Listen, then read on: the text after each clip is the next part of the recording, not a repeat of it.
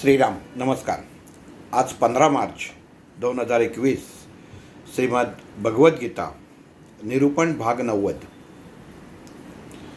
अक्षरब्रह्मयोग या भगवान श्रीकृष्ण परमात्मा नारायण पुरुषोत्तम आणि अर्जुन पार्थ नर यांच्यामध्ये जो हा भगवद्गीतेचा संवाद चालू आहे,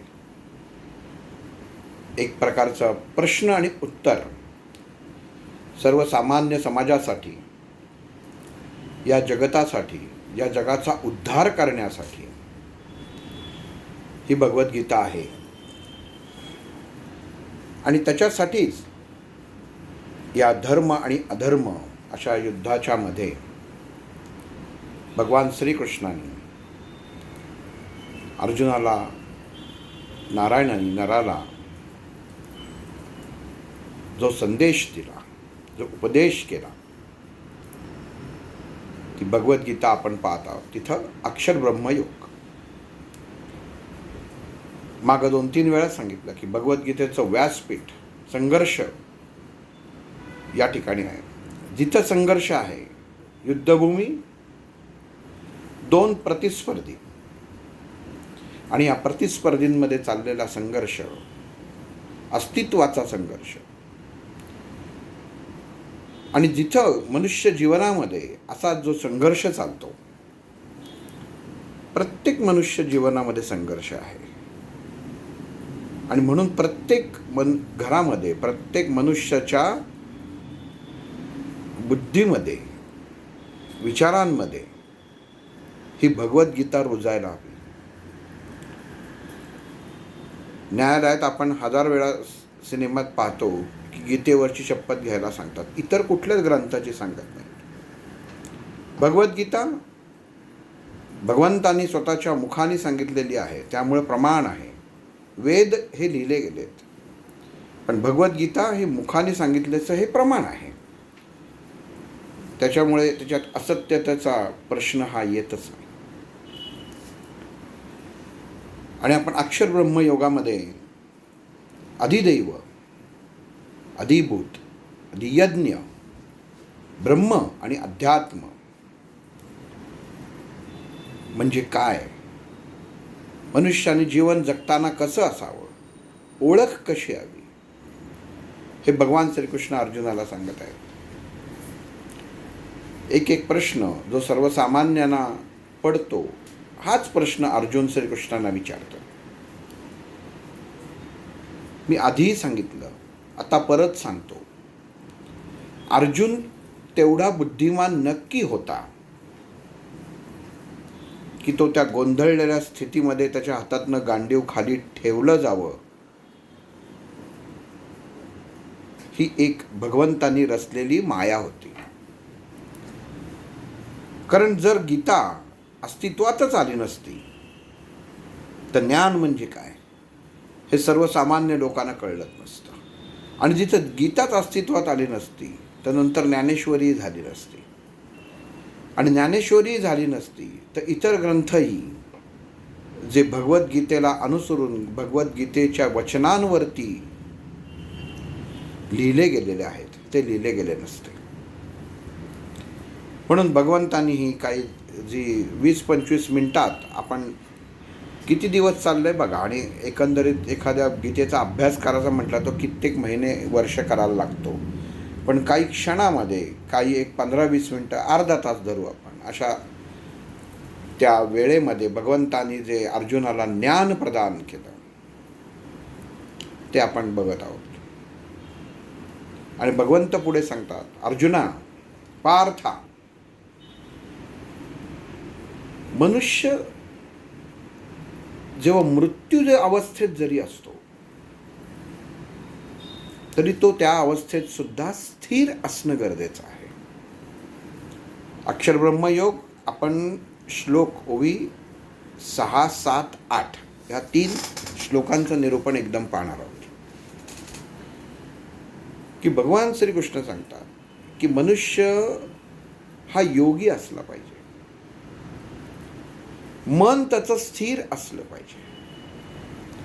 आणि मन स्थिर करण्यासाठी साधना आणि योग म्हणजे सध्याच्या भाषेमध्ये योगासन हे करणं गरजेचं आहे. कारण जेव्हा मनुष्य मृत्यू पावतो, मृत्यूचा जो क्षण येतो, त्या क्षणी नीट ऐका बरं का, प्रत्येक मनुष्य मृत्यूच्या समयी कुठल्या अवस्थेत गेला पाहिजे असं भगवान श्रीकृष्ण सांगतात? योग अवस्थेत. मन शांत व्हायला हवं. गोष्ट नंबर 2, मनुष्याची दृष्टी आपल्या दोन्ही डोळ्यांच्या मधोमध स्थिर व्हायला हवी. गोष्ट नंबर 3, या क्षणी जे मी केलंय ते या परमात्म्यालाच जाऊन मिळणार आहे हे मनामध्ये येणं, मनामध्ये हा विचार असणं हे खूप गरजेचं आहे. गंमत बघा, एखाद्या माणसाला मृत्यूसमयी स्थिर होता येईल का? शेवटचे श्वास चालू असतात. म्हणजे भगवान श्रीकृष्ण ही गोष्ट अर्जुनाला ज्या अर्थी सांगत आहेत त्या अर्थी प्रत्येक जीवाला, प्रत्येक मनुष्याला आपला जीव मृत्यू येण्या अगोदर हा संकेत नक्कीच मिळत असला पाहिजे की आता तुझी मृत्यूची वेळ आली. एखादा तरुण असतो, एखादा माणूस काम करता करता त्याला हृदयविकार होचा झटका येतो आणि तो जातो. अशा अनेक अचानक घटना घडतात. रस्त्यानं जात असतो, काहीतरी वरनं झाड पडतं आणि मृत्यू होतो. पण ह्या घटना घडत असताना सुद्धा कुठंतरी मनुष्याला तोच परमात्मा, तोच परमेश्वर ह्याची कुणकुण जाणीव ही करून देतो. आणि मग जेव्हा एखादा मनुष्य जातो, नंतर मग घरामध्ये चर्चा चालू होते. आणि मग घरच्या चर्चा चालू असताना घरातले म्हणतात की माहीत नव्हतं की घराबाहेर पडला कामाला, पण आज जाताना सांगून गेला की समजा काही प्रॉब्लेम आला किंवा काय झालं तर अमुक अमुक ठिकाणी हे गोष्टी ठेवल्या आहेत, पण त्याच्यावरनं आमचं भांडण पण झालं, असं बायको इतरांना सांगत असते. म्हणजेच काय, तर तो क्षण, ज्या क्षणी त्यांनी सांगितलं त्या क्षणी त्याला कुठंतरी चाहूलही लागते.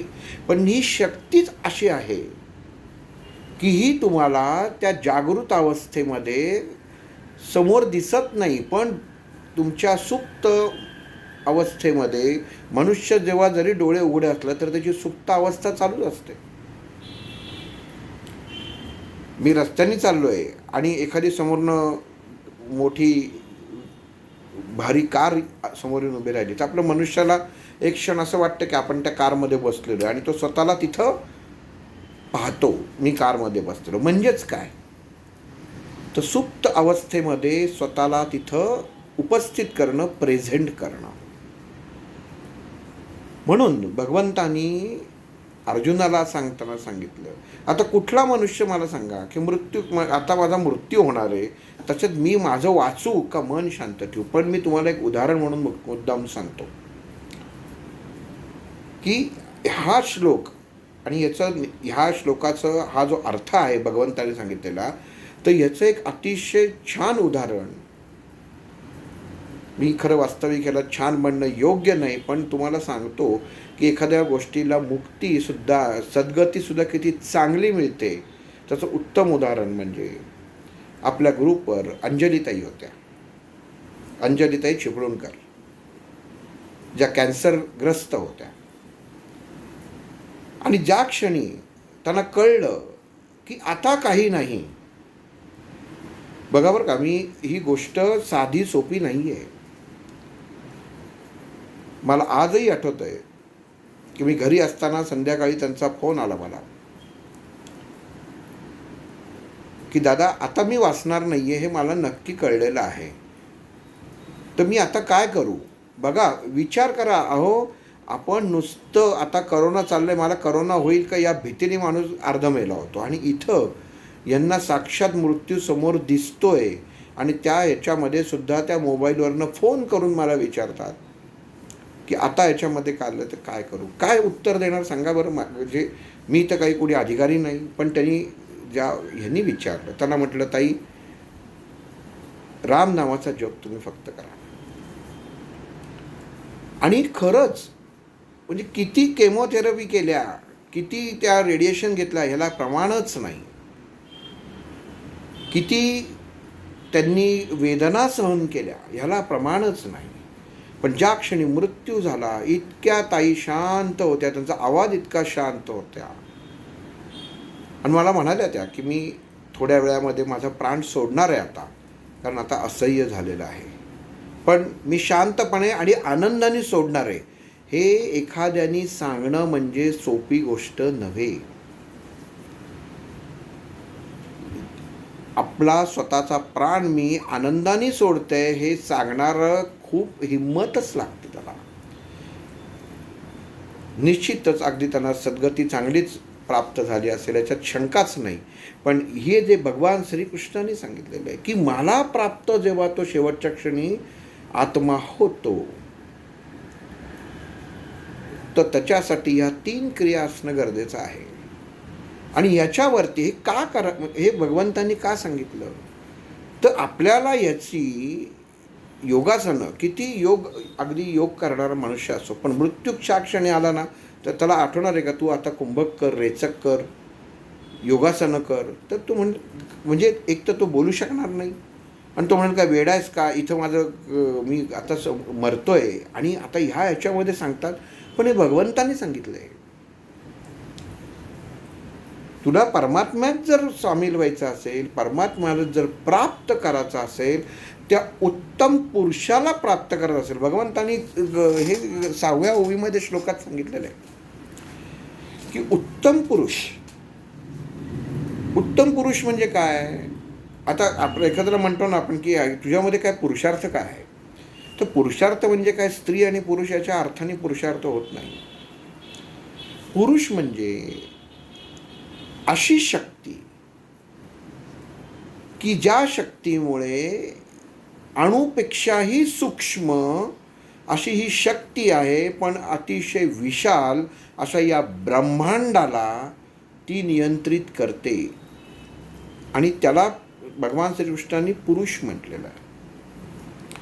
त्या शक्तीला नाव दिलेलं आहे पुरुष, हे त्याला म्हटलेलं आहे. तर लोकांना समजत नाही की पुरुष म्हणजे स्त्री पुरुषामध्ये येतं. आपण एखाद्याला म्हणतो ना तुझं पुरुषत्व काय आहे ते मला कळलं, म्हणजे काय, तू काय पुरुष आहेस म्हणजे लिंगामधनं नाही कळलं, तुझ्यात काय शक्ती आहे हे कळलं. पण लोकांना हा अर्थ माहीत नाही की पुरुष म्हणजे काय. तर ती शक्ती एवढा म्हणजे भगवंतांनी सांगितलेलं आहे की अणुपेक्षाही, म्हणजे अणुमध्ये सुद्धा हा सूक्ष्म आहे. अणूला सगळ्यात सूक्ष्मच मानलं जातं, पण हा अणुपेक्षाही सूक्ष्म आहे. आणि या अणुच्या आत त्याच अंधारात बसून हा प्रकाशमान होतो, तो पुरुष, ती शक्ती. मग ही परमात्म्याची शक्ती आहे, म्हणजेच माझी शक्ती आहे. हे पार्था नीट समजून घे. इथं तुम्हीही नीट समजून घ्या की परमात्मा चैतन्यमय शक्ती म्हणजे काय. तर त्या शक्तीच्या अंशाला भगवान श्रीकृष्णाने, नारायणाने पुरुष म्हटलेलं आहे. आणि मग तो पुढं पुरुषार्थ वगैरे आपण जे म्हणतो हे शब्द त्याच्यात झालेलं आहे. पूर्ण पुरुषोत्तम म्हणजे काय, पुल्लिंग आहे म्हणून पुरुषोत्तम नाही काही. पूर्ण पुरुषोत्तम म्हणजे सर्व शक्तीमध्ये सर्वोत्तम असा तो श्रीकृष्ण, म्हणून पूर्ण पुरुषोत्तम म्हणतात त्याला. आणि रामाला काय म्हणतात, मर्यादाचा पुरुषोत्तम. रामाने कधी लबाडी केली नाही, श्रीकृष्णाने लबाडी केली पण व्यवहारिक केली, कोणाला फसवलं नाही, व्यवहारिक केली. पण ती सुद्धा रामाने केली नाही, सर्व मर्यादा पाळल्या. म्हणून राम हा मर्यादा पुरुषोत्तम. बघा, अंश कोणाचे आहेत, त्याच परमात्म्याचे आहेत, त्याच विष्णूचे आहेत. पण पुरुषोत्तम का म्हटलेलं आहे, तर ह्याच्यातनं हे सुद्धा होतं, म्हणजे हा पुरुषोत्तम शब्दातनं सिद्ध होतं की हे त्या विष्णूचे अवतार आहे. म्हणून एक मर्यादा पुरुषोत्तम आणि एक पूर्ण पुरुषोत्तम. म्हणून पुरुषोत्तम हा शब्द समजणं खूप गरजेचं आहे त्याच्यामध्ये. आणि मग जो पुरुषोत्तम आहे हा कवी आहे असं श्रीकृष्ण म्हणतो. मग कवी म्हणजे कोण? यमक जुळवून त्याच्यामध्ये निसर्गाचं किंवा इतर गोष्टींचं वर्णनांना कविता लिहिणारा कवी नाही, तर कवी म्हणजे ज्ञानी. संस्कृतमध्ये शब्द कवी हा येतो, त्याला ज्ञान म्हणतात. ज्ञान ज्याच्यापुढे तो जो ज्ञानमय असतो तो कवी. आणि मग असा पुरुष जो ज्ञानमय आहे, असे हा पुरुष कोण आहे? मग हा तर परमात्मा आहे. पण मग याला ओळखायचं कोणी? तर आपण ओळखायचं आहे आणि मग त्याला आपण सामील व्हायचं आहे आणि त्याच्यामध्ये एकरूप व्हा असं भगवान श्रीकृष्ण सांगतोय. की येणारी प्रत्येक गोष्ट तुम्हाला जर परमात्म्याला मध्ये जर विलीन करायची असेल तर आधी तुम्हाला परमात्म्याला ओळखणं गरजेचं आहे. त्याचं अस्तित्व काय? हा सूर्य कोण आणतो? हा सूर्याचं ह्या ब्रह्मांडामध्ये तुम्ही म्हणाल की सगळीकडे बाहेर प्रकाश पडला आहे, तो सूर्याचा आहे. अगदी बरोबर आहे, पण या सूर्याला प्रकाशमान करणारा कोण आहे? तो पुरुषोत्तम, तो परमात्मा, ती शक्ती, ती चैतन्यमय शक्ती. आणि मग जर सूर्य जर एवढा तेजोमय असेल तर मग संध्याकाळी अस्ताला कसा जातो? मग तुम्ही म्हणाल पृथ्वी सूर्याभोवती फिरते म्हणून तो जातो, तर तसं नाही आहे. मग या पृथ्वीला फिरवणारा कोण आहे? तर तो पुरुषोत्तम आहे, तो पुरुष आहे. की ती सर्वोच्च शक्ती आहे की या सर्व कृती जी करत आहे, म्हणून ती खूप महत्त्वाची शक्ती आहे. म्हणून त्याला पुरुष म्हणतात. सर्वोत्तम सर्वोच्च शक्ती असं भगवान श्रीकृष्णांनी अर्जुनाला सांगितलेलं आहे. की मला ओळखायचं, नुसतं मरता समय माझं नाव घेतलं आणि तो मला प्राप्त झाला तर तसं नाही. मला ओळखणारा हवा. आणि हे त्याला ज्ञान हवं की या सूक्ष्मातच सत्यता आहे, सत्यता दडलेली आहे. हे मनुष्याला कळत नाही, हा मोठं दुर्भाग्य आहे. वीर्याचा एक थेंब हा देह तयार करतो. म्हणजे तुम्ही गंमत बघा त्याच्यात ताकद किती असेल. कधी विचार करतो का आपण की मला हात आहेत, मला पाय आहेत, मला डोळे आहेत, केस आहेत, कान आहेत, मिशी आहेत, तोंड आहेत, ओठ आहे, सगळं आहे. पण हे उत्पन्न कुठनं झालं? आलं कुठनं? तर त्या वीर्याच्या एका थेंबातनं, म्हणजे त्या सूक्ष्मतेतनं. त्यातलाच तो अंश तुमच्याबरोबर तुमचं जीवन, तुमचं शरीर, तुमचा जडदेह तयार होताना अगोदरच तुमच्यामध्ये स्थित झालेला आहे आणि तोच हा देह तुमचा वाढवत आहे. हे प्रमाण आहे.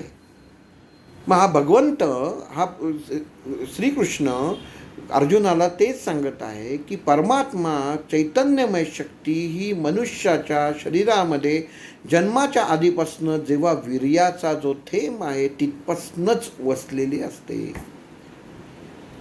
वाढ कशाची होते? शरीराची, जड देह. कारण देह कोणाचा आहे? तर पंचमहाभूतांचा आहे. मग मोकळी काय होतं? शरीर जेव्हा मृत पावतं तेव्हा फक्त काय होतं? पंचमहाभूत वेगळी होतात, ती शक्ती वेगळी होत नाही, ती दुसरा देह धारण करते. पण हे मनुष्याला समजणं गरजेचं आहे असं भगवान श्रीकृष्णाने सांगितलेलं आहे. की जीवनामध्ये आपण काय समजून घेतलं पाहिजे, कशाच्या मागं झालं पाहिजे, कशाच्या आपण विचार काय करायला पाहिजे, ही कधी करत नाही.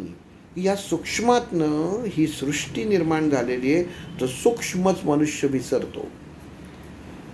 मग ध्यान करायचं, योग करायचं, तर मन शांत करायचं नाही आहे, तर आपल्याला त्या सूक्ष्मात जायचं आहे.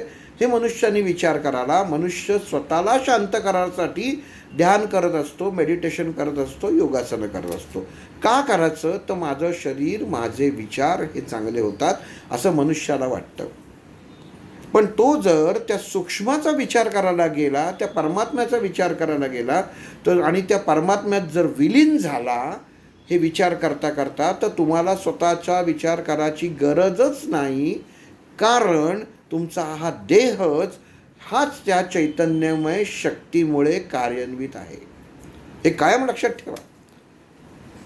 कारण आपण फक्त व्यावहारिक इतर गोष्टींमध्ये वागताना आणि हे करताना आपल्याला लक्षात येत नाही. ही किती सूक्ष्म शक्ती आहे आणि ही सूक्ष्म शक्ती किती मोठं काम करते. ही सूक्ष्म शक्ती हे ब्रह्मांड हलवते. ही सूक्ष्म शक्ती ही भरती ओटी निर्माण करते. पण आपल्याला ती न जाणवता आपल्याला डोळ्यांनी जे दिसतं म्हणजेच मनुष्याच्या इंद्रियांवरती जेवढा विश्वास आहे तेवढा विश्वास मनुष्याला स्वतःच्या शरीरामध्ये देहामध्ये चैतन्यरूप या जडत्वामध्ये स्थित असलेल्या त्या चैतन्यमय ज्योतीवरती, त्या ऊर्जेवरती, त्या अग्नीवरती विश्वास नसतो. म्हणजे गंमतच झाली. आता तर लोकांनी, मी काल एका ठिकाणी एकाचा ग्रुपवरती लेख वाचला, हे देवबिव सगळं खोटं आहे, अगदी मूर्त्या खोट्या आहेत, हे खोटं आहे, सगळंच खोटं आहे असं त्यांनी दिलेलं आहे. हे काहीच खरं नाही आहे. कोणी देवाची पूजा करू नका, काहीच करू नका, काही कशाची गरज नाही आहे. काय करायचं होतं म्हणजे किती दुर्भाग्य. मी असं म्हणत नाही की त्यांनी चुकीचं लिहिलेलं आहे आणि त्यांनी बरोबर लिहिलेलं आहे. पण जर भगवंतानी सिद्ध केलेलं आहे, मूर्ती म्हणजे काय हे जर माणसाला कळलं नाही, दगडाची मूर्ती बघायची आहे का स्वतःच्या अंतर्मनामधली मूर्ती बघायची आहे? स्वतःच्या अंतर्मनातली मूर्ती बघा असं भगवंत सांगतात. नको ते विचार बाजूला पडले, नको त्या गोष्टी बुद्धीमध्ये उत्पन्न होणाऱ्या नको त्या गोष्टी बाजूला पडल्या की आतमध्ये चांगले विचार आहेतच, फक्त असं कोणाचाच नाही. जो खून करतो त्याच्यासुद्धा मनामध्ये डोक्यामध्ये चांगले विचार पण असतात आणि वाईट पण असतात. पण वाईट विचारांच्या अंमलाखाली तो येतो आणि हे दुष्कृत्य करतो. आणि मग इथं भगवान श्रीकृष्ण सांगतात की मनुष्याला असं वाटतं की मी कर्म केल्यानंतर ते बाहेर पडणार नाही, ते होणार नाही, कोणाला कळणार नाही. कारण कर्म हे करताना दिसत नाही, पण त्याचं जे फळ मिळतं हे निश्चित दिसतं. कर्म, परत सांगतो, कर्म हे करताना, काही कर्म अशी आहेत की ती करताना दिसत नाहीत, पण त्याचं फळ मात्र निश्चित तुम्हाला दिसतं. आता करोना बघा, एखादा माणूस मास्क, एवढं गव्हर्नमेंट सांगते मास्क घाला, नाही, गेला बाहेर, कुठेतरी हात लागला, शरीरामध्ये तो व्हायरस शिरला, झालं कर्म, दिसलं. कर्म केलेलं कळलं का तुम्हाला? तर नाही कळलं. पण मग ताप आला, डोकं दुखायला लागलं, चव गेली, वास गेला, मग कळलं. म्हणजे त्या कर्माने फळ दिल्यानंतर कळलं की अरे असं कर्म, अशी चूक माझ्या हातनं घडून गेलेली आहे.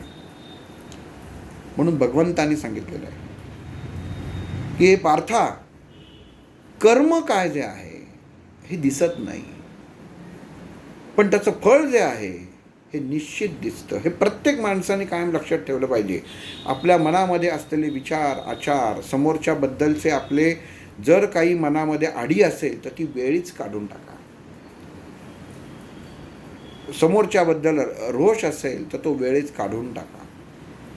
कारण अजाणतेपणा का होईना तुमच्या हातून चुकीचं कर्म घडत असतं. ते तुम्हाला माहीत नसतं, पण जेव्हा फळ मिळतं तेव्हा कळतं की इथं काहीतरी चुकलेलं होतं, म्हणून ही देवाने शिक्षा दिलेली आहे. म्हणजे फल हे निश्चितच मिळतं. म्हणून भगवंतानी अर्जुनाला सांगितलं की मला ओळखतो, त्या पुरुषोत्तमाला ओळखतो, त्या पुरुषाला ओळखतो. पुरुष हा शब्द खूप महत्त्वाचा आहे इथं आपल्या जीवनामध्ये. हा कायम आपण एखाद्याला अहंकार, त्याचा तुझा पुरुषी अहंकार म्हणतो, म्हणजे कुठला? तर शक्तीचा अहंकार असतो त्याला. पुरुष शब्दाचा अर्थ नीट समजावून घेतला पाहिजे. उगाच ते लिंगाला जोडला गेला पाहिजे नाही, पुल्लिंग स्त्रीलिंगामध्ये. एखाद्याला म्हटलं की तू पुरुषच नाहीस तर म्हणजे काय, ते तो काही नामर्द नाही होत. तुझी वैचारिकतेची ती ताकद नाही, शक्ती नाही. म्हणून आपण कायम एखाद्या गोष्टीचा अभ्यास करताना, ज्ञान करताना मुळाशी जाणं खूप गरजेचं असतं. आणि इथं भगवंतांनी अक्षरशः एक एक दाणा 10-10 वेळा, जसं दाण्याचं कूट एका दाण्याचं केलं की तो किती पिसला जातो, हे त्याच्यामध्ये एवढं पिसून, एवढं मोकळं करून भगवंतांनी सांगितलेलं आहे आपल्याला. आणि ह्याच्यात तर थोडं जरी आपण 1% जरी घेतलं ना आपल्या जीवनामध्ये, तरी प्रत्येकाचं जीवन सार्थक होणार आहे. पण मनुष्याला वाटतं जो काही करतो तो मीच. अरे साधी घरामध्ये स्त्री जी पोळ्या करते, चपाती करते, रोटी करते, ती कितीही कुशल असली तरी एका आकाराच्या, एकाच डिझाईनच्या पोळ्या करू शकत नाही. थोडं प्लस मायनस हे असतंच असतं, भाजण्यात सुद्धा असतं. आणि केलं तिने तरी ती कोणाच्या ताटामध्ये पोळी जाईल हे ती सांगू शकत नाही. म्हणजेच काय की तुमच्या नशिबात जर तुम्हीच पिकवलं आहे, तुम्हीच कमवलेलं आहे, तुम्हीच तयार केलेलं आहे, पण तुमच्या नशिबात तुमच्या ताटात काय येऊन पडेल हे माहीत नसतं माणसाला. आणि जे ताटात पडेल ते मनुष्याने आनंदाने स्वीकारलं पाहिजे. कारण जेव्हा आपलं मन त्या पुरुषाशी, त्या परमात्म्याशी एकरूप होतं, तेव्हा तुम्हाला इतर कुठल्याही गोष्टीची ओढ तुम्हाला लागत नाही. कारण तुम्ही परमात्म्यामध्ये स्वतःला स्वाधीन केलेलं असतं. तुम्ही तुमचे राहिलेले नसतात. पण का माणसाला वाटतं असं? कारण तो परमात्म्यापासनं अजून लांब असतो. मग परमात्म्याला कसं साध्य करायचं हे पुढं भगवंतानी अर्जुनाला सांगितलेलं आहे. हे पुढच्या निरूपणात. श्रीराम.